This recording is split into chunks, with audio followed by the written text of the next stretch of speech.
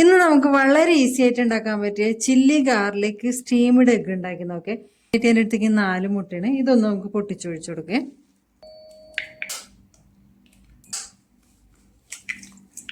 ഇതിലേക്ക് 1/4 ടീസ്പൂൺ ഉപ്പിട്ട് കൊടുക്കാം. 4 ടേബിൾ സ്പൂണ് ചൂടുവെള്ളം ഒഴിച്ചു കൊടുക്കേ. നല്ലോണം ഒന്ന് ബീറ്റ് ചെയ്ത് കൊടുക്കാം കേട്ടോ.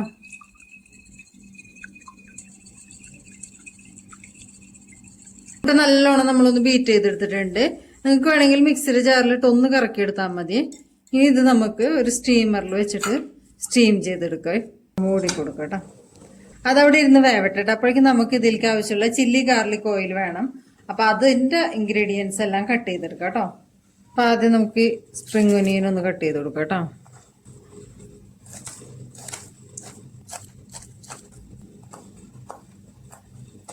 ഈ ഗാർലിക് ഒന്ന് ചോപ്പ് ചെയ്ത് കൊടുക്കാം കേട്ടോ.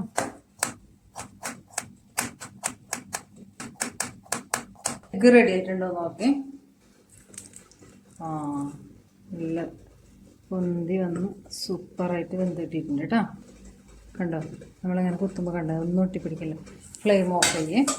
കുറച്ച് ഒലിവ് ഓയിലാണ് കേട്ടോ ഒഴിച്ചു കൊടുക്കുന്നത്. കോക്കനട്ട് ഓയിൽ ഒഴിക്കണില്ല കേട്ടോ. സൺഫ്ലവർ ഓയിൽ എന്താ വേണമെങ്കിലും നിങ്ങൾക്ക് എടുക്കേ.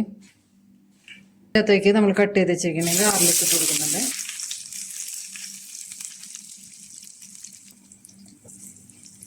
വെളുത്തുള്ളി ലൈറ്റ് ബ്രൗൺ കളറായി വന്നിട്ടുണ്ട് കേട്ടോ. അപ്പോൾ ഇനി ഇതിൻ്റെ അകത്തേക്ക് നമുക്ക് വേറെ പൊടികളൊക്കെ ചേർത്ത് കൊടുക്കേ. 1/2 ടീസ്പൂണ് ചില്ലി ഫ്ലേക്സ് ഇട്ട് കൊടുക്കുന്നുണ്ട്.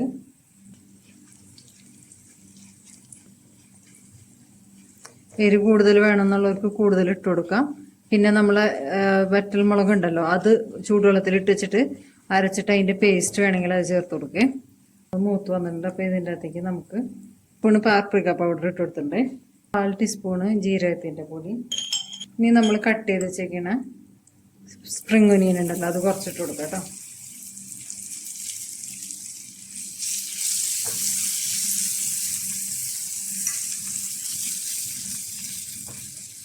നമുക്ക് കുറച്ച് സോയാ സോസ് ഒഴിച്ചു കൊടുക്കേ. 2 ടീസ്പൂണൊക്കെ ഒഴിച്ചു കൊടുത്താൽ മതി കേട്ടോ.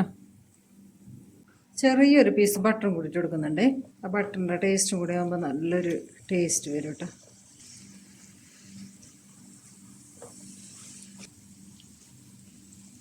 ബട്ടറൊക്കെ ഉരുകി വന്നിട്ടുണ്ട്. ഇതിൻ്റെ അകത്തേക്ക് നമുക്ക് കുറച്ച് വെള്ളം കൂടി ഒഴിച്ചു കൊടുക്കാം. തിളപ്പിച്ചാറിയ വെള്ളമാണ് കേട്ടോ ഒഴിച്ചു കൊടുത്തേക്കിന്. തിളച്ച് വന്നിട്ടുണ്ട്. അപ്പോൾ നമ്മൾ നേരത്തെ കട്ട് ചെയ്തേക്കുന്ന ബാക്കിയുള്ള സ്പ്രിംഗ് ഒനിയനും കൂടി ഇട്ട് കൊടുക്കുന്നുണ്ട് കേട്ടോ. നല്ലൊരു കളർ കോമ്പിനേഷന് വേണ്ടിയിട്ടാണ്. റെഡും ഗ്രീനും കൂടി ആകുമ്പോൾ. ഇനി ഫ്ലെയിം ഓഫ് ചെയ്യേ. ചെറിയ ഫ്ലെയിമിലിട്ടിട്ട് വേണം കേട്ടോ ചെയ്യണമെങ്കിൽ, അല്ലെങ്കിൽ കരിഞ്ഞു പോവേ.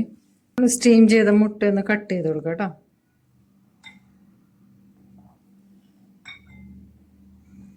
വളരെ ഈസി ആയിട്ട് നമുക്ക് കട്ട് ചെയ്തെടുക്കേ.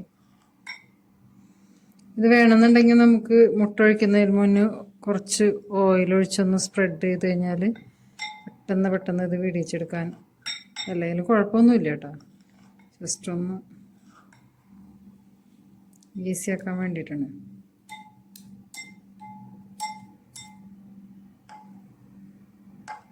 അങ്ങനെ കട്ട് ചെയ്യുമ്പോൾ തന്നെ അറിയില്ല, അത്രയും സ്മൂത്താണ് ഈ സാധനം. നമുക്കിത് വിടിയിച്ചെടുക്കണതിന് മുന്നേ തന്നെ ചില്ലി ഗാർലിക് ഉണ്ടല്ലോ, അത് ഒഴിച്ചു കൊടുക്കുക. അപ്പോൾ അതിൻ്റെ ഭംഗിയിൽ കിട്ടുള്ളൂ കേട്ടോ.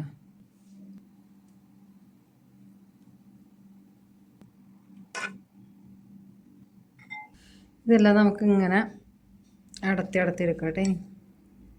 ഓരോ പീസായിട്ട് നമ്മൾ കട്ട് ചെയ്തിട്ടുണ്ടല്ലോ,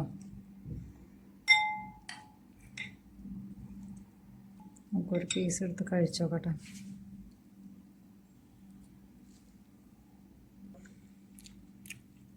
ചെറിയൊരു എരിവും പിന്നെ നമ്മളെ സോയാ സോസ് ഒഴിച്ചല്ലോ, അതിൻ്റെ ഒരു ചെറിയ പുളിയുണ്ട്. ബട്ടറിൻ്റെ ഫ്ലേവറും കൂടി ചേർന്നിട്ടുണ്ട്. അപ്പം കഴിക്കാൻ നല്ല ടേസ്റ്റാണ് കേട്ടോ.